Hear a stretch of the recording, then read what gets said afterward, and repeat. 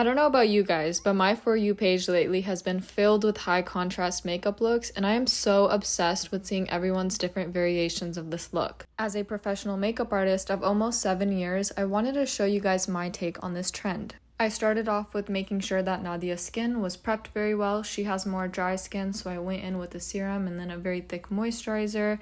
And then we moved straight into the eyes because with high contrast makeup looks, we like to do something a little bit darker, a little bit more smokier. With eyeshadow, you kind of gotta trust the process. It looks a little crazy before it looks good, but we're doing a half cut crease kind of vibe. I even go in with a little bit of shimmer on the eyes, not anything crazy. Usually I don't see anyone adding shimmer with their looks, but for mine, since I'm a bridal makeup artist, I wanted something a little bit more glam. And for the liner, I wanted to do something smokier because that's what I usually see everyone doing. Whether it's a wing or they just have a liner above the eye, it's always smoky, and I think that's really what makes this that high contrast look that everyone is obsessed with. I cleaned up any excess eyeshadow underneath her eyes and went straight into color correcting, which is my favorite step. I do it on everyone. Then I blended out her foundation first with a brush and mostly with the beauty blender because Nadia has very good skin. She doesn't really need too much coverage, and I didn't want the foundation to be heavy. And then we moved into my favorite part, which is highlighting and contouring. I literally love mapping it out like this and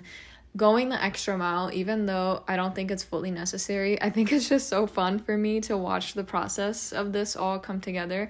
I don't always do it this fancy on everyone, especially if I'm in a rush, but for the sake of this video, of course I had to. But we're blending everything out, making sure that everything is seamless. You can't see where anything starts and ends. I really love this brush from Real Techniques. I don't know what the name of it is, and I usually get it in the set that you buy, I think it comes with 3 or 4 brushes. I have no idea, but I have 5 of those in my brush set whenever I'm working on a client because I use it for everything. I use it to blend out my creams, to apply powders, to put highlight, every single thing. That is my go-to brush. I love it so much.